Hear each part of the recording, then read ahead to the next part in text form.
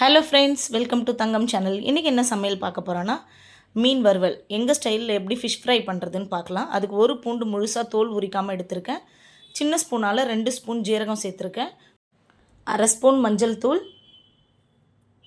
1/2 spoon கார மிளகாய் தூள் சேர்த்துருக்கேன். 2 ஸ்பூன் குழம்பு மிளகாய் தூள் சேர்க்குறேன். புளி கரைசல் கொஞ்சம் ஊற்றிக்கிறேன்.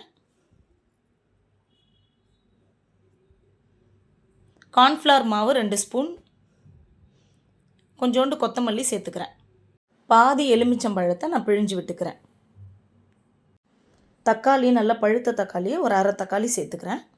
அரைச்ச மசாலாவை நம்ம மீனில் சேர்த்துக்கலாம். உப்பு சேர்த்துக்கிறேன். உங்களுக்கு தேவையான அளவு உப்பு சேர்த்துக்குங்க.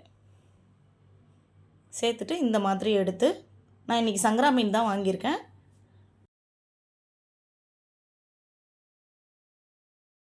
எல்லாத்துலேயும் நல்லா தடவி ஒரு மணி நேரம் மூடி வச்சிடுறேன்.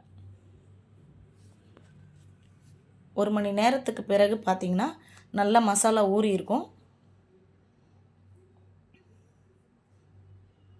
அதுக்கப்புறம் ஃப்ரை பண்ணிங்கன்னா சூப்பராக இருக்கும் டேஸ்ட்டு. நீங்களும் ட்ரை பண்ணுங்கள். இப்போது ஒரு தோசைக்கல் எடுத்து அடுப்பில் வச்சு அடுப்பை பற்ற வச்சுக்கலாம். கல் காஞ்சதும் எண்ணெய் ஊற்றிக்கலாம். நீங்கள் எந்த எண்ணெய் வேணாலும் சேர்த்துக்குங்க. நான் ரீஃபண்ட் ஆயில் தான் சேர்க்குறேன். இப்போது ஒரு பிடி கருவேப்பிலை போட்டிருக்கேன். கருவேப்பிலை கொஞ்சம் பொரிஞ்சதும் அதுக்கு மேலே மீன் எடுத்து வைக்கலாம். நம்ம ஏன் கருவேப்பிலை சேர்க்குறோன்னா, அதோடய ஃப்ளேவர் ரொம்ப நல்லாயிருக்கும். நீங்கள் ஃப்ரெஷ்ஷான கருவேப்பிலை போடுங்க, அப்போ தான் சூப்பராக இருக்கும். அந்த மீனோடு சாப்பிடும்போது ரொம்ப டேஸ்ட்டாக இருக்கும். நல்லா எண்ணெயை சூடு பண்ணிவிட்டு மீன் வைக்கும்போது சிம்மில் வச்சு மீனை வைங்க. அப்போ தான் மீன் நல்லா வேகும். இப்போ நம்ம மீனை திருப்பி விட்டுக்கலாம். இங்கே பாருங்கள் எவ்வளோ அழகாக இருக்குது பார்க்குறதுக்கு. சாப்பிடவும் ரொம்ப டேஸ்ட்டாக இருக்கும்.